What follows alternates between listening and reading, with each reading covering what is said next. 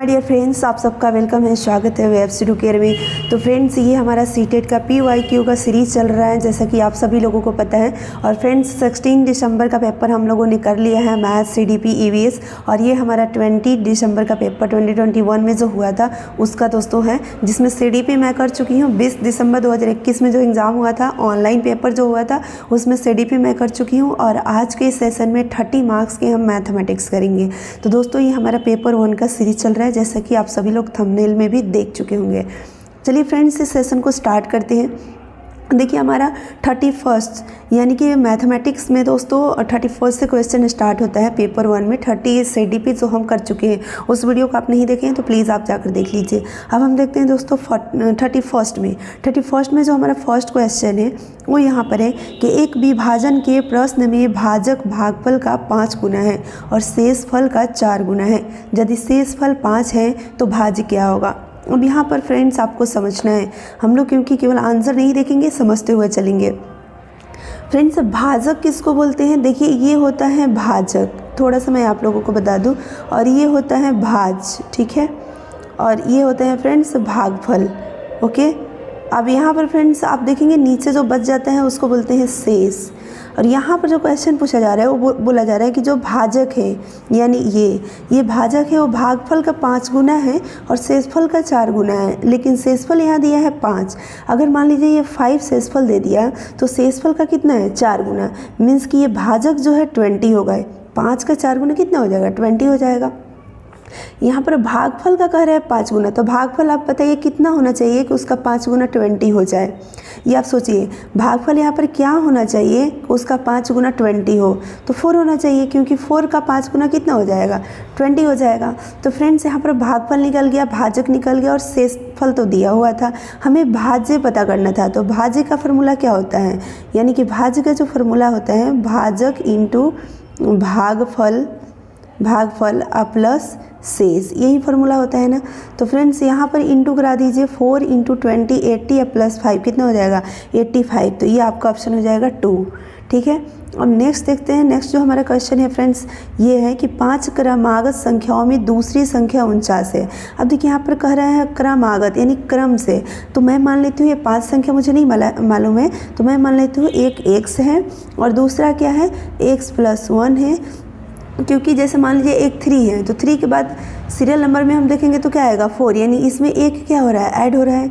फिर इसके बाद 5 एक ऐड हो रहा है। तो इसी प्रकार से हम यहाँ पर x में 1 ऐड किए, दूसरा नंबर, x में 2 ऐड किए, तीसरा नंबर, और x में 3 ऐड किए, और ये हमारा आ गया दूसरा नंबर। अब फ्रेंड्स, यहाँ पर देखिए, हमसे ये पूछा जा रहा है कि जो सम संख्याओं का गुणनफल है वो क्या है। तो पहले तो हमें सम संख्या निकालना होगा।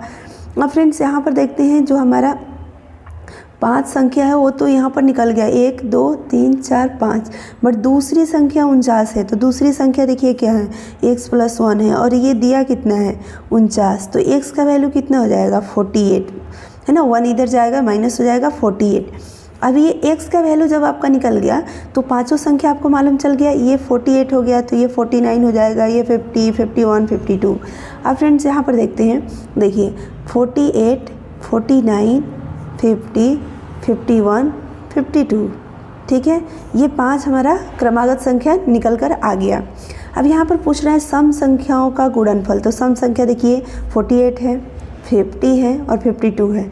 तो इस 48 × 50 × 52, ये इंटू करा लीजिए। सिंपली फ्रेंड्स इंटू कराएंगे ना तो आपका ये ऑप्शन निकल कर आएगा, ये आंसर निकल कर आएगा। यानी कि फ्रेंड्स, यहाँ पर पहला आपका ऑप्शन हो जाएगा अगर हम बात करें 32 का। तो ओके, आगे अब हम देखते हैं फ्रेंड्स।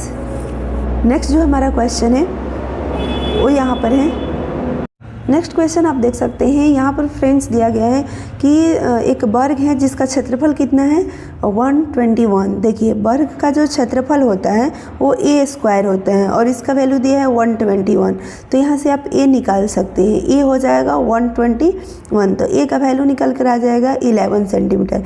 यानी वर्ग का जो साइड है वो 11 है और वर्ग का चारों साइड इक्वल होता है। तो अगर हम वर्ग की पेरीमीटर की बात करें तो पेरीमीटर देखिए होता है 4a। तो पेरीमीटर यहाँ से कितना हो जाएगा?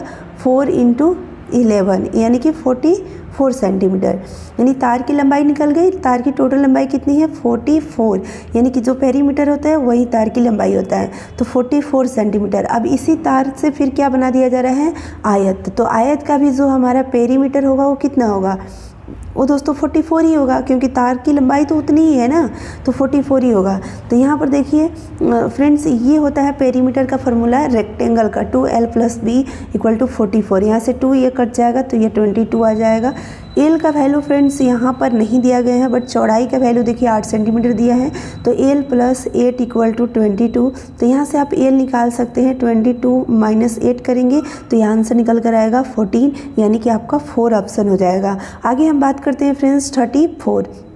देखिए 34 में क्वेश्चन क्या है, ये फ्रैक्शन दिया गया है 5 ठो, और दोस्तों यहाँ पर क्या है, आप इसको ध्यान से देखिएगा, यानी कि ये 5 जो फ्रैक्शन दिया गया है इस सब का जो डिफरेंस है, न्यूमरेटर एंड डिनोमिनेटर का जो डिफरेंस है वो आप कहीं ना कहीं देखेंगे तो सेम है। जैसे 1 और 2 के बीच डिफरेंस कितना का है, 1 का है। 1 और 3 का डिफरेंस कितना का है, यहाँ पर दोस्तों 1 और 3 में जो डिफरेंस देखेंगे तो ये अलग है ना, ये मतलब यहाँ पर 2 का डिफरेंस आ गया। अब देखिए 4 और 5 में डिफरेंस देखेंगे तो 1, 5 और 6 में डिफरेंस देखेंगे तो 1, 3 और 4 में डिफरेंस देखेंगे तो 1। तो देखिए इसको अलग कर लीजिए, ठीक है, इसका डिफरेंस मतलब सेम नहीं है, बाकी सबका डिफरेंस जो है क्या है, सेम है, यानी कि 4 - 3 1, 6 - 5 1, 5 - 4 1, 2 - 1 1, सब में डिफरेंस सेम है। जब डिफरेंस सेम होगा न्यूमिनेटर और डिनोमिनेटर का, तो यहाँ पर फ्रेंड्स क्या होगा, और देखना होगा डिनोमिनेटर अगर नोमिनेटर से ग्रेटर होगा, उस केस में क्या होगा कि जिसका नोमिनेटर बड़ा होगा वो दोस्तों बड़ा होगा, जिसका नोमिनेटर बड़ा होगा वो क्या होगा, बड़ा होगा। तो अब देखिए हमारे दोस्तों इस एक 1/3 को छोड़ दीजिए, इसको हटा दीजिए, और इसके अलावा अगर हम बात करें तो चारों फ्रैक्शन में क्या है, डिफरेंस भी सेम है और डिनोमिनेटर सब में बड़ा है। देखिए 1 और 2 तो 2 बड़ा है, 4 और 5 बड़ा है, 5 और 6 बड़ा है, 3 और 4 बड़ा है, डिनोमिनेटर बड़ा है। तो दोस्तों जिसका नोमिनेटर बड़ा होगा वो बड़ा होगा। तो देखिए नोमिनेटर किसका बड़ा है, 5/6, तो ये लार्जेस्ट नंबर हो जाएगा, ये आपका क्या हो जाएगा, लार्जेस्ट नंबर। तो देखिए एक ऑप्शन ये हो सकता है, एक ऑप्शन ये हो सकता है, 2, क्योंकि दोनों में 5/6। दूसरा स्मॉलेस्ट पूछा गया है, तो स्मॉलेस्ट कौन होगा, तो जिसका दोस्तों नोमिनेटर सबसे छोटा होगा वो छोटा होगा, तो 1/2 छोटा होगा। लेकिन फ्रेंड्स यहाँ पर एक 1/3 भी साथ में है। अब ये 1/2 होगा या 1/3 होगा, इन दोनों में से हमें देखना होगा। तो देखिए एक 1/2 है और एक 1/3 है, इन दोनों में से सबसे छोटा कौन होगा। अब दोस्तों यहाँ पर देखिए 1/2 का अगर आप देखेंगे तो ये 0.5 आएगा और इसका 0.3 आएगा। तो देखिए 0.5 से 0.3 छोटा होगा, तो ये 1/3 सबसे छोटा होगा, यानी कि ऑप्शन आपका हो जाएगा 1, 5/6 लार्जेस्ट और 1/3 स्मॉलेस्ट, यही आपसे पूछा गया था। अब फ्रेंड्स आगे हम बात कर लेते हैं, नेक्स्ट जो हमारा क्वेश्चन है 35 में देखिए यहाँ पर से आपसे क्या पूछा गया है, 1 सेंटीमीटर इंटू 1 सेंटीमीटर वाले 36 वर्गों के कुल कितने प्रकार से व्यवस्थित किया जाएगा कि उसका परिमाणिक जो क्षेत्रफल होगा वो 36 होगा। यानी हम जैसे भी उसको रखें तो वो 36 सेंटीमीटर उसका एरिया आना चाहिए। तो 36 का आप फैक्टराइजेशन देख लीजिए फ्रेंड्स। 36 को हम इस तरीके से लिख सकते हैं, 1 × 36 लिख सकते हैं, ठीक है, क्योंकि जो वर्गों का क्षेत्रफल की बात की जा रही है तो साइड इंटू साइड होता है। तो दोस्तों 1 × 36 यानी एक तरीके से ऐसे भी हम सजा सकते हैं जो कि उसका क्षेत्रफल 36 आएगा। तो एक ये तरीका हो गया। दूसरा दोस्तों 9 × 4, ठीक है, ऐसे भी कर सकते हैं। तो यहाँ पर भी 36 ही आएगा, यहाँ पर भी देखिए 36 आएगा। और दूसरा तरीका दोस्तों हो सकते हैं 12 × 3, तो भी 36 आएगा। और चौथा फ्रेंड्स तरीका आपका हो सकता है यहाँ पर 18 × 2, तो देखिए ये भी 36 आएगा। और पांचवा आपका फ्रेंड्स तरीका होता है 6 × 6, तो ये भी ये 36 आएगा। अब यहाँ पर नहीं है, तो ये टोटल कितने हो गए, 5। तो ये फ्रेंड्स 5 वो मतलब तरीके हैं जिससे हम कि व्यवस्थित करेंगे तो इसका क्षेत्रफल जो है वो 36 आएगा, ठीक है। आगे हम देखते हैं नेक्स्ट जो हमारा क्वेश्चन है फ्रेंड्स वो ये है कि एक कक्षा में 60 विद्यार्थी है, इस प्रकार की लड़कियों की जो संख्या है लड़कों से दुगनी है। तब ध्यान से आपको यहाँ पर समझना होगा। देखिए लड़कियों की संख्या जो है लड़कों से कितनी है, दुगनी है, और टोटल विद्यार्थी कितने हैं, 60। तो मैं यहाँ पर मान लेती हूँ जो नंबर ऑफ़ बॉयज़ हैं उनका जो संख्या है वो x है, और नंबर ऑफ़ जो गर्ल्स हैं उनकी जो संख्या है वो 2x है। तो फ्रेंड्स यहाँ पर x + 2x कितना हो जाएगा, 60, यानी कि 3x यहाँ पर 3x होगा, जस्ट अ मिनट। तो फ्रेंड्स यहाँ पर जो 3x होगा वो कितना हो जाएगा 60। तो x का आप वैल्यू यहाँ पर निकाल कर देख लीजिए, x का वैल्यू कितना होगा, यानी कि 3x इक्वल टू हो गया 60।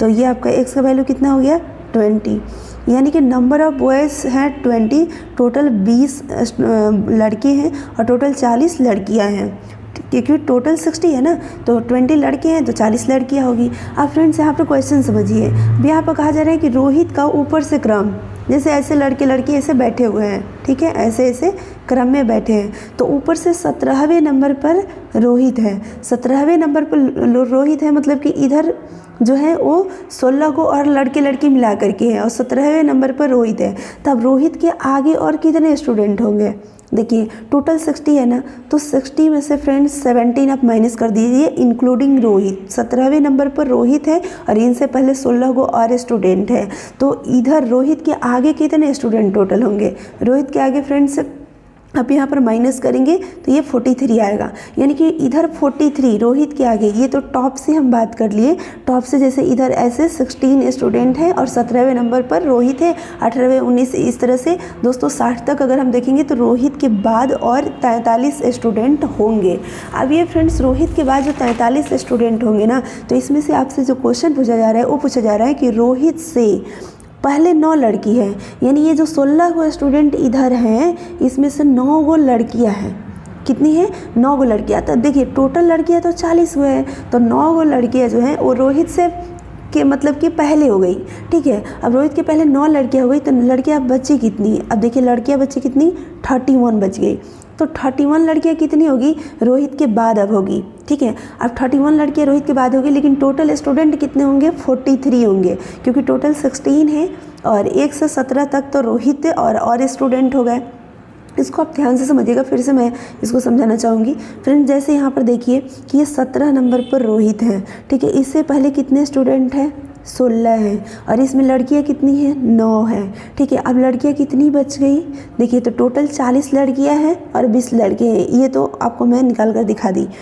40 लड़कियां में से 9 लड़कियां इधर हो गई, इस साइड हो गई टॉप के साइड, तो बची कितनी, अब इसमें से 9 माइनस करेंगे तो 31, यानी कि रोहित के बाद जो लड़कियां इधर होगी वो कितनी होगी, यानी कि 31 होगी, ठीक है। अब देखिए फ्रेंड्स मतलब कि रोहित को लेकर के इधर कितने स्टूडेंट हो गए टोटल 17 हो गए, तो इधर कितने स्टूडेंट टोटल अब होंगे 43 होंगे, क्योंकि टोटल 60 है तो 17 हो गए तो 43। अब 43 में से 31 तो लड़कियां ही हैं इस साइड, क्योंकि उस साइड है 9 तो इस साइड है 31, तो अब इस साइड टोटल स्टूडेंट 43 है जिसमें से 31 लड़कियां हैं, तो लड़के कितने बच्चे, तो इसमें से फ्रेंड्स आप माइनस करके देखेंगे तो ये 12, तो आप देखिए जो ऑप्शन आपका 12 है वो हो जाएगा, यानी कि यहाँ पर ऑप्शन नंबर फर्स्ट हो जाएगा। अब फ्रेंड्स आगे देखते हैं 37 को भी ध्यान से समझिएगा। यहाँ पर फ्रेंड्स क्या है कि साइमा बस स्टैंड पर 9:35 में पहुँचती है, कितना पहुँचती है 9:35 में, 9:35 बजे सुबह में वो बस स्टैंड पर पहुँचती है बस पकड़ने के लिए।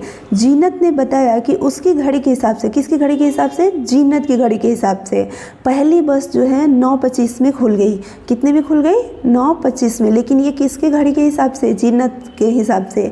यदि जीनत की घड़ी 5 मिनट तेज़ है, अब देखिए जीनत की जो घड़ी है वो 5 मिनट तेज़ चल रही है, फास्ट चल रही है, इसका मतलब एक्चुअल जो बस निकली है वो कितना बजे निकली है 9:20 में निकली है, क्योंकि उसकी घड़ी में तो 9:25 हो रहे हैं, 5 मिनट उसकी घड़ी फास्ट है, तो एक्चुअल जो बस निकली है वो कितने टाइम में निकली है 9:20 में निकली है।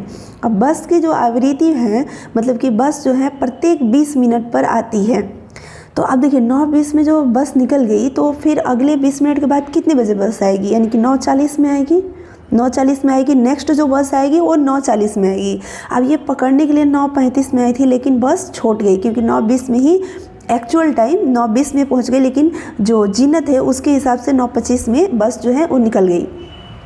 तो आपको एक्चुअल टाइम देखना है, ठीक है। जीनत की घड़ी 5 मिनट फास्ट थी, तो रियल टाइम जो है वो 9:20 में बस निकल चुकी है, ठीक है। और अगली जो बस आएगी वो 20 मिनट बाद आएगी, यानी 9:40 में आएगी। तो आप बस पकड़ने के लिए साइमा को कितने मिनट प्रतीक्षा करने होंगे, तो देखिए 9:35 में पहुंची है और 9:40 में बस आएगी, ठीक है। तो कितने मिनट वेट करने पड़ेंगे 5 मिनट, तो ये आपके ऑप्शन हो जाएंगे 4। अब हम आगे बात कर लेते हैं फ्रेंड्स। नेक्स्ट जो हमारा क्वेश्चन है वो यहाँ पर है, आप देख सकते हैं 38 में क्या पूछा जा रहा है, बहुत ही सिंपल क्वेश्चन है, यानी कि 1001 2002 30333 के योग में से, इसलिए हम इसको क्या कर देंगे, योग यानी प्लस कर देंगे।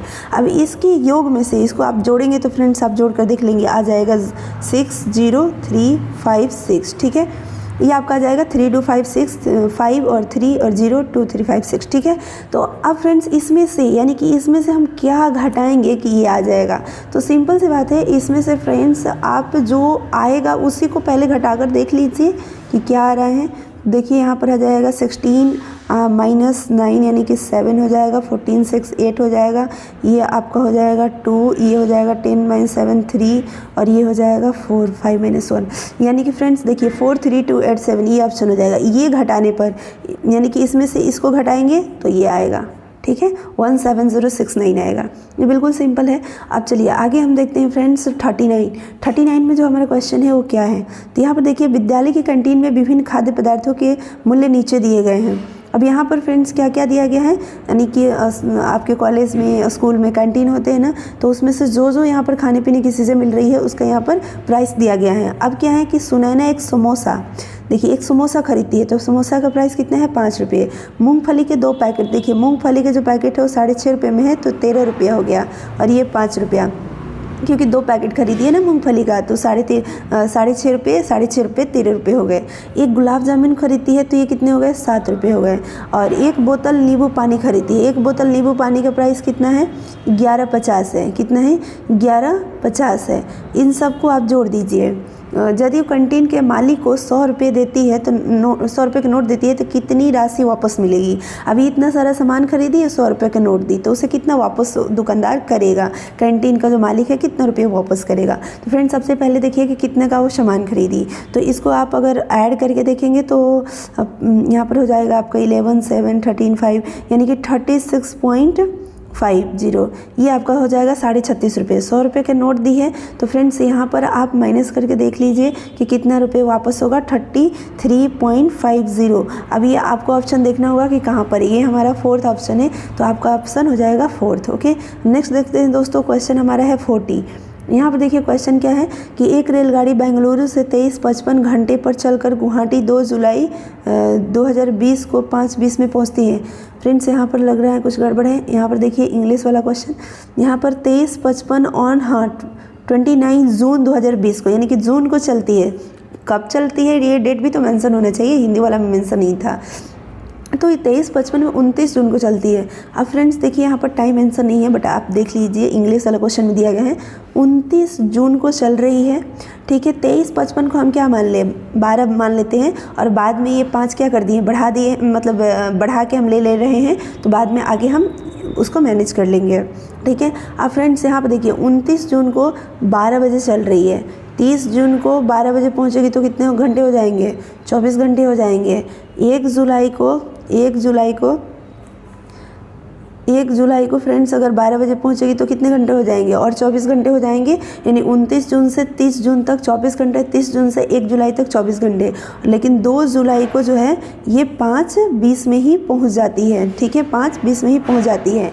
तो अब फ्रेंड्स यहाँ पर देखिए 24 कितने हो गए, 48 और 5 कितने हो गए, 53, और 53 यहाँ पर कितने हैं, यानी कि 20 पे पहुँच रही है ना, 5 मिनट और यहाँ पर बढ़ा दीजिए तो यहाँ पर कितने हो जाएंगे फ्रेंड्स, 53 घंटे 25 मिनट ये हो जाएंगे। इसको ऐड कर लेना है कि कितना यहाँ पर टोटल टाइम हुआ।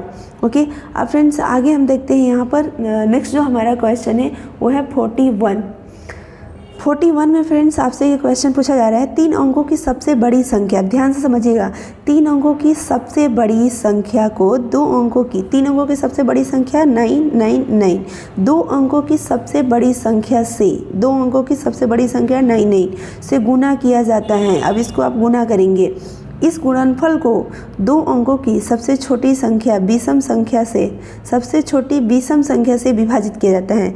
अब देखिए फ्रेंड्स इसको आपको क्या करना है, मल्टीप्लाई करना है। मल्टीप्लाई आपको करने आता है, आप कर लेंगे।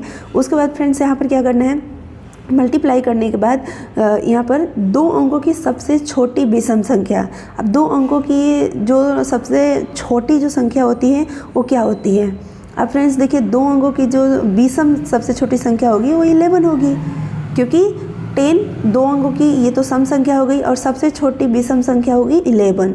उसके बाद 13, इस तरह से बहुत सारी, सबसे छोटी पूछा गया है विषम संख्या तो 11 होगा। अब इसको इंटू करा करके 11 से आपको क्या कर देना है, डिवाइड कर देना है। तो फ्रेंड्स देखिए इसको आप इंटू जब कराएंगे ना, तो इंटू कराने के बाद ये जो आपका आएगा 98901, ये आप लोग करा लेंगे, ठीक है। इसके बाद इसको 11 से आप डिवाइड कर देंगे, डिवाइड करेंगे तो यहाँ पर 8 आ जाएगा और यहाँ पर आप दोस्तों देख लेंगे करने के बाद 109 फिर 9 आएगा, तो देखिए 8 9 आगे करने की ज़रूरत ही नहीं है, ये आपका ऑप्शन हो जाएगा। अब फ्रेंड्स आगे हम देख लेते हैं 42 में जो क्वेश्चन है वो क्या है फ्रेंड्स, एक संख्या 50 के आधे से अधिक है, ध्यान समझिएगा 50 के आधे से अधिक, 50 का आधा कितना हो जाएगा 25, और इससे क्या है अधिक, यानी कि 25 से अधिक है, तो ये तो सब इसमें आ रहा है।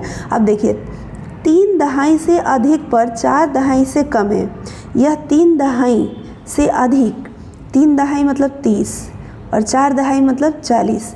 अब देखिए यहाँ पर 3 दहाई से अधिक है और 4 दहाई से कम, यानी 30 से अधिक है और 40 से कम।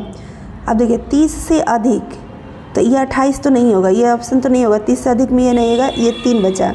30 से अधिक और 40 से कम, इस संख्या का इकाई अंक दहाई अंक का दोगुना है। अब देखिए इकाई अंक दहाई का दोगुना, तो ये तो नहीं होगा, ये भी नहीं होगा, इकाई अंक दहाई का दोगुना। अब देखिए 6 जो है वो 3 का क्या है, दोगुना है, तो ऑप्शन आपका हो जाएगा 3rd। तो यहाँ पर फ्रेंड्स आप देख लिए। अब देखते हैं हम 43 में फ्रेंड्स क्या है, यहाँ पर है कि एक गोदाम की विमाएँ 5 metre into 7 metre into 4 metre है। इस गोदाम में 25 सेंटीमीटर 50 सेंटीमीटर 25 सेंटीमीटर की विमाओं वाला अधिकतम कितने पार्सलों को रखा जा सकता है। देखिए सिंपल से क्या है कि वॉल्यूम ऑफ गोदाम 5 इंटू 7 इंटू 4, ये मीटर में दिया हुआ है फ्रेंड्स, देखिए ये मीटर में है बट ये सेंटीमीटर में है, तो किसी को आपको बदलना पड़ेगा, या तो सेंटीमीटर को मीटर में बदलिए या तो मीटर को सेंटीमीटर में। तो मैं यहाँ पर क्या करती हूँ कि दोस्तों हम बदल देते हैं इसको सेंटीमीटर में, तो देखिए 5 इंटू 100 हो जाएगा, तो 5 इंटू 7 इंटू 4 करने के बाद हम यहाँ पर 100 इंटू 100 कर देते हैं। ऐसा क्यों, क्योंकि 5 मीटर को जब सेंटीमीटर में बदलेंगे तो 100 से इंटू कराएंगे, फिर 7 मीटर को जब सेंटीमीटर में बदलेंगे तो फिर से 100 से इंटू कराएंगे, और जब 4 मीटर को सेंटीमीटर बदलेंगे तो फिर से 100 से इंटू कराएंगे, और डिवाइडेड बाई नंबर ऑफ, ये वॉल्यूम हो गया गोदाम का। अब इसमें जो रखना है पार्सल, उसका दोस्तों वॉल्यूम कितना होगा, एक पार्सल का जो वॉल्यूम है वो 25 centimetre into 50 centimetre into 25 centimetre है, तो टोटल गोदाम का वॉल्यूम डिवाइडेड बाई एक पार्सल का वॉल्यूम, डिवाइड कर देंगे तो नंबर ऑफ पार्सल यहाँ पर निकल कर आ जाएंगे कि उस गोदाम में कितने पार्सल रखे जाएंगे। तो अब यहाँ पर देखिए फ्रेंड्स, यहाँ पर आपका हो जाएगा, अगर आप यहाँ पर कटाएंगे, ये 25 है, जस्ट अ मिनट। अब फ्रेंड्स इसको आप इजीली कटा सकते हैं, देखिए ये आपका 4 से कैंसिल हो जाएगा और ये भी आपका 4 से कैंसिल हो जाएगा और ये आपका 2 से कैंसिल हो जाएगा, ठीक है। तो अब यहाँ पर आपका आ गया 5 into 7 into 4 into 4 into 4 into 2, तो 5 2 जा 10, ये तो 10 हो जाएगा, और यहाँ पर देखिए ये हो जाएगा 7 का 28, और फिर यहाँ 4 से इंटू करा दीजिए, तो फ्रेंड्स यहाँ पर आपका हो जाएगा, तो यहाँ पर आप इंटू कराएंगे तो फ्रेंड्स ये आपका आ जाएगा 112, यानी कि 7 का 28, और फिर 28 में क्या करेंगे, 7 का 28 और 28 में 4 से इंटू करा दिए तो 112, 112 में फिर से 4 से इंटू कराएंगे तो 112 इंटू 4 अगर आप करेंगे तो यह आएगा 448, और फ्रेंड्स 5 दूनी का 10, ये हमने इंटू कराया था, फिर से 10 से इंटू कराएंगे तो एक बढ़ जाएगा 0, यानी 4480, तो ये ऑप्शन हो जाएगा आपका सेकंड। ओके, अब फ्रेंड्स आगे हम देख लेते हैं, ये कैलकुलेशन आप खुद भी कर सकते हैं। एक ऑटो रिक्शा का मीटर पहले 2 किलोमीटर की यात्रा के लिए 25 का और उसके बाद प्रति किलोमीटर की यात्रा के लिए 8 का भाड़ा दिखाता है। अब ध्यान समझिएगा, 2 किलोमीटर के लिए कितना 25 और आगे फिर प्रत्येक किलोमीटर के लिए कितना 8 का भाड़ा दिखाता है। मानस ने अपने घर से अपने कार्यालय का 249 भाड़ा दिया, कितना दिया 249, तो इसमें से देखिए 25 माइनस कर दीजिए, क्योंकि पहले 2 किलोमीटर के लिए तो 25 उसका फिक्स है, बाकी प्रत्येक किलोमीटर के लिए 8 है, तो हम इसमें से 25 अगर माइनस कर दें तो यहाँ पर 224 रुपये बच गए। अब ये 224 रुपये जो है वो 8 रुपये पर किलोमीटर के हिसाब से हैं, तो 224 को फ्रेंड्स अगर आप 8 से डिवाइड करेंगे तो ये आपका आ जाएगा तो फ्रेंड्स ये आपका आ जाएगा, देखिए 28, यानी कि 224 में 8 से डिवाइड करेंगे तो ये आपका आ जाएगा 28। अब फ्रेंड्स ये 28 किलोमीटर हुआ 244 रुपया भाड़ा 28 किलोमीटर का, और जो 25 हमने माइनस किया था ये कितने किलोमीटर का था, 2 किलोमीटर। तो 28 किलोमीटर और 2 किलोमीटर कितना हो गया, 30 किलोमीटर। तो ये आपका ऑप्शन हो जाएगा थर्ड। अब आगे हम फ्रेंड्स देखते हैं यहाँ पर नेक्स्ट जो हमारा क्वेश्चन होगा वो होगा 45, 45 में क्या है फ्रेंड्स, यहाँ पर क्या है कि निम्नलिखित तालिका सुनीता और जासिका द्वारा 100 में से प्राप्त 5 विषयों के अंक दिए गए हैं। गणित का, अंग्रेजी का, सामाजिक विज्ञान का, विज्ञान का, हिंदी का, सुनीता का और यहाँ पर जसिका का, दोनों का दिया गया है। अब फ्रेंड्स यहाँ पर आपसे 4 तरह का ऑप्शन दिया गया है, इसको आपको देखना होगा। भाषाओं को छोड़कर सुनीता ने जसिका से प्रत्येक विषय में अधिक अंक प्राप्त किए हैं। अब फ्रेंड्स यहाँ पर आपको देखना है, भाषा यहाँ पर हो गया आपका अंग्रेजी और आपका हो गया हिंदी। और यहाँ पर क्या पूछा जा रहा है कि सुनीता ने जसिका से, तो देखिए जसिका से 72, यानी सुनीता को अंग्रेजी में ज़्यादा है, लेकिन फ्रेंड्स यहाँ पर देखिए 69 से ज़्यादा है सुनीता को हिंदी में भी। तो कह रहे हैं सुनीता ने जसिका से प्रत्येक विषय में अधिक अंक प्राप्त किए हैं। तो ये तो गलत हो गया ना, क्योंकि लैंग्वेज में ही प्राप्त किया है, लेकिन यहाँ पर कह रहा है कि लैंग्वेज को छोड़ करके और सब में अधिक अंक प्राप्त किया है। तो देखिए फ्रेंड्स विज्ञान में तो कम प्राप्त किया है जसिका से सुनीता, है ना, तो ये आपका गलत हो गया ऑप्शन। अब नेक्स्ट ऑप्शन यहाँ पर देखते हैं। नेक्स्ट ऑप्शन हमारे क्या है, गणित और विज्ञान में सुनीता के अंक जसिका के इन विषयों में कुल अंकों से अधिक है। यानी देखिए गणित और विज्ञान, गणित में सुनीता को 68 और विज्ञान में 78, तो ये 68 प्लस 78 कर दीजिए, यानी कि 146 अंक मिला है गणित और विज्ञान में किसको, सुनीता को। और जसिका को देखिए गणित में 74 और विज्ञान में 84, तो ये फ्रेंड्स आपका हो जाएगा 158। तो यहाँ पर जो दूसरा ऑप्शन है वो क्या कर रहा है कि गणित और विज्ञान में सुनीता के जो अंक हैं जसिका के इन विषयों में कुल अंकों से अधिक है। अब देखिए इन विषयों में अधिक कहाँ हैं, कम है, तो ये भी आपका ऑप्शन नहीं होगा। अब फ्रेंड्स इसी प्रकार से आगे हम देख लेते हैं। यहाँ पर नेक्स्ट जो हमारा ऑप्शन है वो क्या है, यानी कि थर्ड में फ्रेंड्स क्या है कि जसिका ने 3 विषयों में सुनीता से अधिक अंक प्राप्त किए हैं। देखिए अब जसिका जो है 3 विषय में सुनीता से अधिक अंक प्राप्त की हैं। तो फ्रेंड्स देखिए जसिका का ये है मार्क्स, तो हिंदी में, गणित में जसिका को सुनीता से ज़्यादा है, बट अंग्रेजी में कम है, सामाजिक विज्ञान में भी कम है, विज्ञान में ज़्यादा है और कम है, बस 2 ही विषय में ज़्यादा है, बट यहाँ पर कर रहे हैं 3 विषयों में, तो ये भी गलत हो गया। तो अब तो फ्रेंड्स ऐसे ही ये चौथा ऑप्शन आपका सही होगा, बट चौथा ऑप्शन को पढ़ना चाहें तो इसको पढ़ सकते हैं। यदि जसिका ने 17 और अंक प्राप्त किए होते तो सुनीता और जसिका के कुल प्राप्त अंक बराबर होते। तो अब यहाँ पर क्या है कि ये टोटल अंक को आप ऐड कीजिए और ये टोटल अंक को आप ऐड कीजिए, और तब देखिए कि जो सुनीता है उसका कम अंक आएगा, लेकिन 17 नंबर जोड़ने पर दोनों का बराबर हो जाएगा। तो वो आप करके देख लेंगे, बट ये तीनों ऑप्शन गलत हमने देख लिया, ये चौथा हमारा सही होगा। आगे हम बात करेंगे नेक्स्ट 46, गणित के शिक्षण अधिगम में निम्नलिखित में से कौन सा लक्षण रचनात्मक प्रक्रिया का नहीं है। ध्यान समझना है फ्रेंड्स, यहाँ पर नहीं पूछा गया है, यानी कि गणित के शिक्षण अधिगम में निम्नलिखित में से कौन सा लक्षण रचनात्मक प्रक्रिया का नहीं है।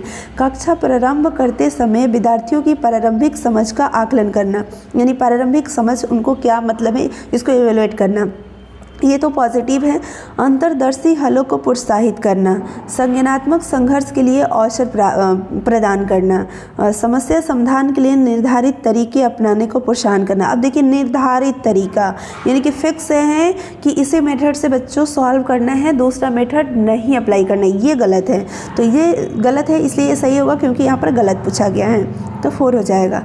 आगे हम बात करेंगे 47 में फ्रेंड्स यहाँ पर क्या है कि गणित के कक्षा में अध्यापक को निम्नलिखित प्रश्न पूछे। अध्यापक ने गणित के कक्षा में कौन से प्रश्न यहाँ पर पूछे हैं।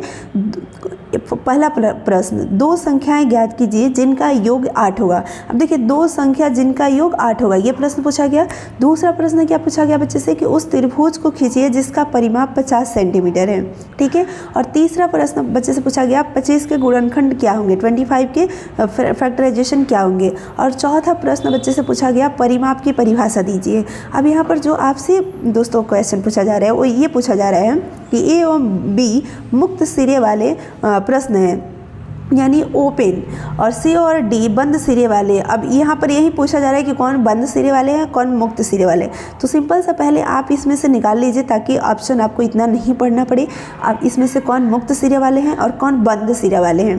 बंद और मुक्त सिरा आप फ्रेंड्स समझ रहे होंगे, ओपन इंडेड और क्लोज इंडेड क्वेश्चन कहा जाता है। ओपन इंडेड क्वेश्चन का मतलब ये होता है कि उसका जो आंसर होगा एक से अधिक हो सकता है, लेकिन जो क्लोज एंडेड होता है उसका आंसर एक ही होगा, लिमिटेड होगा। जैसे 25 के फैक्टराइजेशन क्या है, फिक्स है कि इसके फैक्टराइजेशन जो भी होंगे वो फिक्स होंगे, है ना, 5 होंगे जो भी होंगे। परिमाप की परिभाषा क्या होगा, एक ही होगा। ऐसा नहीं कि परिमाप का परिभाषा अलग अलग हो जाएगा, 100 बच्चे बताएंगे तो 100 तरीके से बताएंगे, अलग अलग होगा, फिक्स ही होगा। लेकिन दो संख्याओं का योग 8 है। अब देखिए फ्रेंड्स, हम 4 + 4 भी करेंगे तो यहाँ पर 8 हो जाएगा, है ना। 6 + 2 करेंगे वो भी 8 हो जाएगा, 8 + 1 करेंगे वो भी 8 हो जाएगा। यानी इसका बहुत सारे आपको आंसर मिलेंगे। तो ये आपका हो गया ओपन इंडेड। और त्रिभुज खींचे जिसका परिमाप कितना है, 50 सेंटीमीटर, तो ये भी होगा। क्योंकि देखिए यहाँ पर क्या है कि मान लीजिए किसी को आपने यहाँ पर 30 मान लिया, ये 10 मान लिया, या 10 मान लिया, है ना, तो यहाँ पर ये भी 50 हो गया। अब ऐसे भी हो सकता है ये 20 मान लिए, ये 15 मान लिए, ये 15 मान लिए साइड, तो भी 50 हो जाएगा। तो फ्रेंड्स बहुत तरीके के त्रिभुज खींचे जा सकते हैं जिसका परिमाप 50 हो, तो ये भी ओपन इंडेड हो गया। तो ये दो ओपन इंडेड हो गया, ए और बी। तो ए और बी ओपन इंडेड, ए और बी मुक्त सिरे वाले प्रश्न है। सी और डी, ये तो पहले ही ऑप्शन में आपको मिल गया, तो यहाँ पर ऑप्शन आपका हो जाएगा फर्स्ट। अब आगे हम बात कर लेते हैं फ्रेंड्स 48 में देखिए क्या है, निम्नलिखित में से कौन सा गणित में सृजनात्मक चिंतन का एक मुख्य सूचक है। सृजनात्मक चिंतन का मुख्य सूचक, प्रश्नों को प्रस्तुत करना, क्या ये सृजनात्मक चिंतन का मुख्य सूचक है। मानकीकृत तरीके से समस्या समाधान करना, नहीं, ये बिल्कुल नहीं है कि जो स्टैंडर्ड बता दिया गया है, जो रूल बता दिया है बस उसी को फॉलो करेंगे, अपना हम नहीं करेंगे, मतलब दिमाग नहीं लगाएंगे, ऐसा कुछ नहीं होगा। ये तो बिल्कुल गलत हो गया।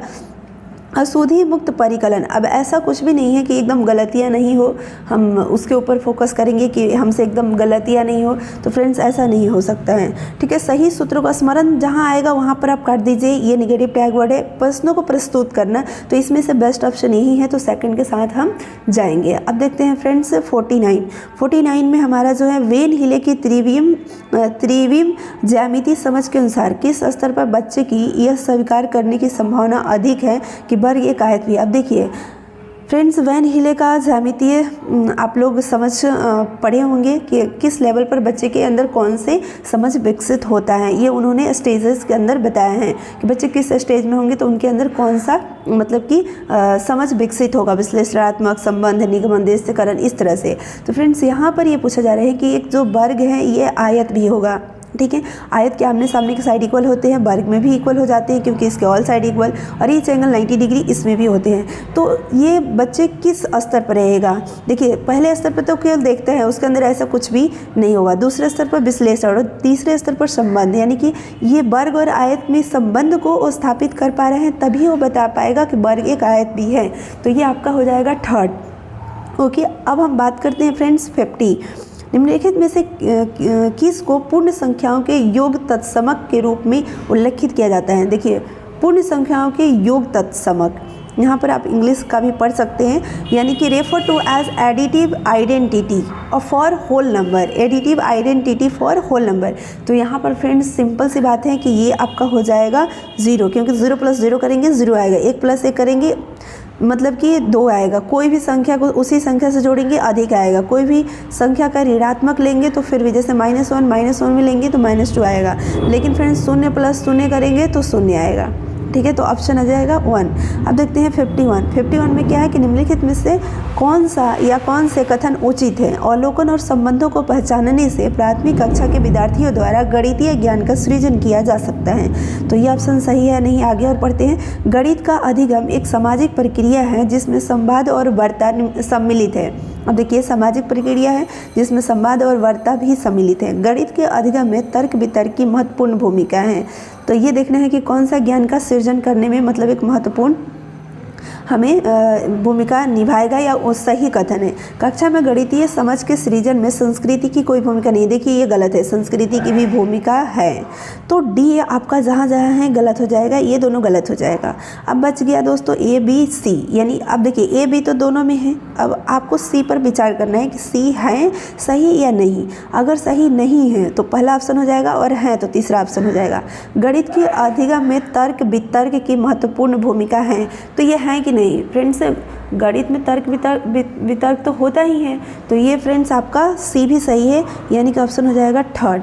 चलिए आगे हम देखते हैं 52 में फ्रेंड्स क्या है, प्राथमिक स्तर पर ज्यामितीय पाठ्यक्रम के विषय में निम्नलिखित में से कौन से कथन सत्य हैं। ज्यामिति को 2 आयाम आकृतियों जैसे वृत्त, वर्ग, त्रिभुज आदि की पहचान तक ही सीमित रखना चाहिए। देखिए जहाँ सीमित रखना ये तो निगेटिव वर्ड हो गया, तो ये तो बिल्कुल नहीं होगा। और फ्रेंड्स हम नेक्स्ट देखते हैं यहाँ पर उपयुक्त परिभाषाओं का प्रयोज्य देना। नहीं, परिभाषा डेफिनेशन ये बच्चे को हमें नहीं रटाना है, तो ये भी गलत हो गया। दिक् स्थान की अंतर्दर्शी समझ को विकसित किया जाना चाहिए, बिल्कुल। तो फ्रेंड्स ये आपका ऑप्शन हो जाएगा सी। तो यानी यहाँ पर अगर आप देखेंगे तो 52 का ऑप्शन हो जाएगा थर्ड, जिसमें है केवल सी। अब देखते हैं 53 में फ्रेंड्स क्या है कि सड़क विक्रेताओं और दुकानदारों द्वारा प्रयोग में लाए जाने वाले गणितीय कौशल और सामर्थ्य के संबंध में निम्नलिखित में से कौन सा कथन या कौन से कथन सत्य हैं। अब ध्यान से यहाँ पर समझिएगा, कह रहा है कि सड़क विक्रेताओं जो मतलब सड़क पर सामान बिका करते हैं, या दुकानदार के द्वारा जो गणितीय कौशल और सामर्थ्य को मतलब कि प्रयोग में लाया जाता है, उसके संबंध में कौन सा यहाँ पर बातें सही हैं। कक्षा में गणितीय प्रश्नों को हल करने के लिए लाभदायक नहीं है। क्या फ्रेंड्स, जो मतलब कि फल बिकने वाले हैं, सामान जो रोड के किनारे बेचते हैं, तो उनके पास कैलकुलेशन करने का स्पीड बहुत ज़्यादा होता है ना। तो क्या वो हम अगर स्कूल में जाते हैं, अगर मान लीजिए जो रोड के किनारे सामान बेच रहे हैं और वो स्कूल में अगर जाते हैं, स्कूल में अगर गणित सॉल्व करते हैं, तो उनका वो मैथमेटिक्स उनका गणितीय कौशल क्या लाभदायक नहीं होगा। तो ये तो बात गलत है ना, तो ये बिल्कुल नहीं होगा, ये तो ऑप्शन होगा नहीं। ठीक है, अब दूसरा ऑप्शन हम देखते हैं फ्रेंड्स। दूसरा ऑप्शन हमारा क्या है, वे अस्पष्ट और असंगत है। तो बिल्कुल नहीं, ऐसा कुछ भी नहीं है। वे गणित के प्रश्नों को हल करने के वैकल्पिक तरीकों को विकसित करने में सहायक है। तो ये आपका ऑप्शन हो जाएगा सी। तो यहाँ पर देखिए केवल सी, ये हो जाएगा 4। अब देखते हैं 54 में है, निम्नलिखित में से कौन से क्रियाकलाप द्वारा विद्यार्थियों में त्रिविम विवेचन विकसित होने की संभावना न्यूनतम है, यानी कम है। आपको ये देखना है कि उसमें दोस्तों कम है। आंकड़ों को निरूपित करने के लिए चित्रलेख खींचना, 10 ग्राम पहेलियों पर कार्य करना, विभिन्न ठोस आकृतियों के नेट को पहचानना, दी गई आकृतियों के सममित अक्षों को पहचानना। इसमें से पूछा गया है कि जो त्रिविम विवेचन विकसित होने की जो संभावना है वो कम है। कौन से क्रियाकलाप बच्चे करेंगे उसमें उनका जो त्रिविम विवेचन है उतना ज़्यादा विकसित नहीं होगा। तो इसमें से फ्रेंड्स 4 ऑप्शन आपके सामने हैं। इन चारों ऑप्शन को आप देखेंगे तो दी गई आकृतियों के असमित अक्षों को पहचानना, ये तो बिल्कुल इसमें होगा। विभिन्न ठोस आकृतियों के नेट को पहचानना और आंकड़ों को निरूपित करने के लिए चित्रलेख खींचना, इससे ऐसा कुछ भी नहीं होगा, यानी कि त्रिविम विवेचन नहीं उतना विकसित होगा, इसमें संभावना कम होगा, क्योंकि वो तो आंकड़ों को केवल क्या कर रहे हैं, चित्रलेख से निरूपित कर रहे हैं। तो ये आपका ऑप्शन हो जाएगा फर्स्ट।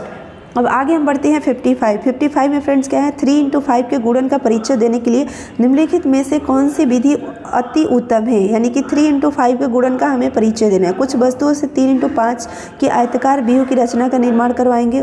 उत्तर को पाने के लिए 3 और 5 के पहाड़ों का कठिन नहीं, ये नहीं। कैलकुलेटर की सहायता, ये भी नहीं। स्किप काउंटिंग का अभ्यास कराएंगे, तो फ्रेंड्स ऐसा भी नहीं। तो यहाँ पर अगर देखा जाए तो आपका जो ऑप्शन है फ्रेंड्स वो हो जाएगा 1, ये बेस्ट है, तो 1 हो जाएगा। अब हम आगे देखते हैं 56 में फ्रेंड्स क्या है, विद्यार्थियों को गणितीय संक्रियाओं पर आधारित समस्याओं का समाधान करना सिखाने के लिए निम्नलिखित में से कौन सा कथन संतोषजनक नहीं है। अब देखिए यहाँ पर बोला गया है कि गणितीय संक्रियाओं पर आधारित समस्याओं का समाधान कराने के लिए हमें मतलब कि उनको समस्याओं का समाधान कर सके ये हमें सिखाना है। ठीक है, तो इसमें से कौन सा संतोषजनक नहीं है। चुनी गई समस्या वास्तविक होनी चाहिए, ये नहीं है। छोटी संख्याओं वाले सरल उदाहरणों को पहले लेना चाहिए। विद्यार्थियों को कलन विधि के चरण समझाने के लिए मूर्त सामग्री की सहायता ली जानी चाहिए। प्रश्नों को हल करने के लिए केवल एक विशेष प्रकार की प्रणाली पर महत्व देना चाहिए। ये निगेटिव हमारा सेंटेंस है और निगेटिव ही पूछा गया है, इसलिए ऑप्शन आपका हो जाएगा 4। अब हम आगे बढ़ जाते हैं फ्रेंड्स 57 निम्नलिखित कथनों में से किस में संख्या 4 का प्रयोग गणन संख्या भाव में हुआ है? देखिए 4 का गणन संख्या भाव में, कार्डिनल के भाव में हुआ। इमारत की चौथी मंजिल पर मेरा कार्यालय है। इमारत की चौथी मंजिल, फर्स्ट, सेकंड, थर्ड, इस तरह से चौथी मंजिल। अब देखिए यहाँ पर फ्रेंड्स ये हो गया प्रतियोगिता में मेरा पुत्र चौथे स्थान पर है, ठीक है। और इस पुस्तक का चौथा अभ्यास, यानी कि कहीं ना कहीं ये चारों का फ्रेंड्स सीरियल नंबर की बात की जा रही है। चौथे अध्याय पर बहुत रुचिकर है। इस समारोह में 4 टीमों ने भाग लिया। अब 4 टीम यहाँ पर, ये कोई सीरियल नहीं यहाँ पर दिख रहा है, बट इन तीनों में सीरियल दिख रहा है फ्रेंड्स, फर्स्ट, सेकंड, थर्ड, इस तरह से चौथे पुत्र है ना, पहला, दूसरा, तीसरा, चौथा पुत्र है ना। चौथे स्थान पर हमारा पुत्र प्रतियोगिता में आया। चौथी मंजिल फर्स्ट, मतलब पहली, दूसरी, तीसरी, चौथी मंजिल, मतलब यहाँ पर एक सीरियल दिख रहा है। लेकिन इस समारोह में 4 टीम ने भाग लिया, तो यहाँ पर कोई सीरियल नहीं दिख रहा है, तो ये आपका ऑप्शन हो जाएगा 4, यानी 57 का आपका हो जाएगा 4।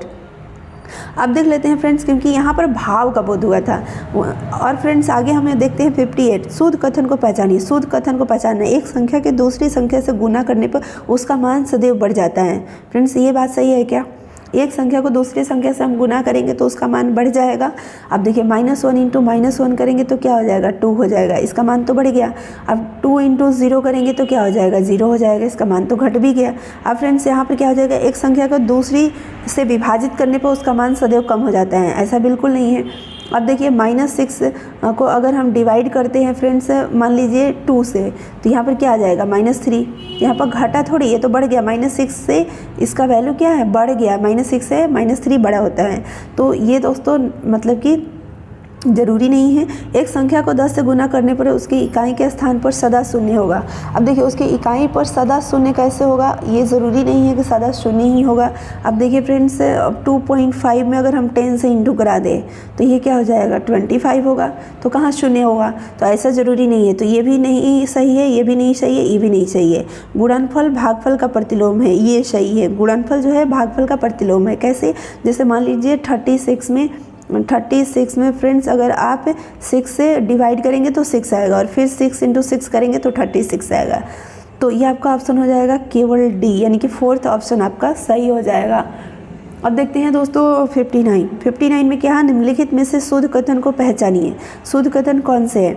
परिमाणों का अनुमान गणितीय कौशल नहीं है, ये तो बिल्कुल गलत है। फ्रेंड्स गणित को मानक सूत्रों की सूची के समतुल्य माना जा सकता है। गणित में नमूनों की पहचान शामिल है। गणित को यांत्रिक कार्य प्रणाली के समूह के समतुल्य माना जाता है। तो फ्रेंड्स इसमें से कौन सा आपके अनुसार ऑप्शन सही होगा? देखिए गणित को यांत्रिक कार्य प्रणाली के समूह के समतुल्य ऐसा नहीं है। गणित को मानक सूत्रों ऐसा भी नहीं है। मानक सूत्र को या स्टैंडर्ड वर्ड जहाँ पर आएगा फ्रेंड्स वो निगेटिव आपका होता है। तो गणित में नमूनों की पहचान शामिल है। बिल्कुल नमूने यहाँ पर बच्चे को जैसे जो भी है ट्रायंगल है, स्क्वायर है, रेक्टेंगल है, वो दिखाया जाता है। तो नमूना की पहचान इसमें शामिल है, ये बात सही है। नेक्स्ट हम देखेंगे और लास्ट हमारा मैथ्स का दोस्तों यहाँ पर है, वो है 60 में है कि सममिति की अवधारणा का परिचय है। मतलब सममिति मतलब सिमेट्री आपका हो गया, सिमेट्री। सममिति की अवधारणा का परिचय देने के लिए निम्नलिखित में से सर्वाधिक उपयुक्त कार्यनीति कौन सी है? अब देखिए सममिति यानी सिमेट्री का हमें बच्चे को क्या देना है? परिचय देना है। तो हमें क्या करना चाहिए? सबसे बेटर क्या होगा? कौन से कार्यनीति होगा? बच्चे को पेपर मोड़ने वाले क्रियाकलाप कराया जाए, ये अवधारणा की स्पष्ट परिभाषा ये बिल्कुल नहीं होगा। बच्चों को वाद विवाद में शामिल करने से थोड़ी सिमेट्री समझ आएगा। बच्चों को वर्गों और आयतों के निरीक्षण के लिए प्रोत्साहित करें। अब वो निरीक्षण करेंगे तो उनको सिमेट्री थोड़ी समझ में आएगा। टॉपिक को आपको समझना है, आपसे पूछा क्या गया? सिमेट्री। देखिए पेपर को मोड़ना, अगर 2 पेपर को आप बराबर ऐसे मान लीजिए मोड़ेंगे तो ये दोनों पार्ट क्या होगा? बराबर होगा। तो ये सिमेट्री हम समझा सकते हैं ऐसे बच्चे से पेपर फोल्ड करवा करके। तो ऑप्शन आपका फर्स्ट हो जाएगा। तो फ्रेंड्स यहाँ पर आप देखिए जो हमारा 20 दिसंबर का पेपर हुआ था 2021 को, उसका हमने 30/30 मैथ्स का पेपर इसमें किया। पेपर 1 ये हमारा था, पेपर 1, ठीक है। तो फ्रेंड्स मैथ्स का हमने यहाँ पर किया 30 क्वेश्चन, ठीक है। तो आप इसको एक बार फिर से आप खुद सॉल्व करके देखिएगा। और फ्रेंड नेक्स्ट जो वीडियो में हम आएंगे EVS लेकर के, इन्वायरमेंटल स्टडीज़ 30 मार्क्स का, और CDP हमने कर लिया है। तो इस प्रकार से फ्रेंड्स ये प्रीवियस ईयर का हमारा सीरीज चल रहा है सीटेट का, जो मोस्ट इंपॉर्टेंट है। अगर किसी भी नोट से, किसी भी बुक से, किसी भी टीचर से आप पढ़ रहे हैं, तैयारी कर रहे हैं, तो आप करते रहिए। लेकिन दोस्तों प्रीवियस ईयर का जो क्वेश्चन है वो हमारे और आपके लिए बहुत ही ज़्यादा इंपॉर्टेंट है। तो इसलिए फ्रेंड्स मैं यही बोलना चाहूँगी कि आप प्रीवियस ईयर के एक एक क्वेश्चन को ज़रूर आप कीजिए, एक बार नहीं 2 बार कीजिए, 3 बार कीजिए। जितना आप कीजिएगा उतना आपके लिए बेटर होगा। तो चलिए फ्रेंड्स इस वीडियो में इतना ही, फिर मिलते हैं नेक्स्ट वीडियो में इन्वायरमेंटल स्टडीज़ के 30 क्वेश्चन के साथ में। तब तक के लिए आप सभी लोगों को थैंक यू फ्रेंड्स।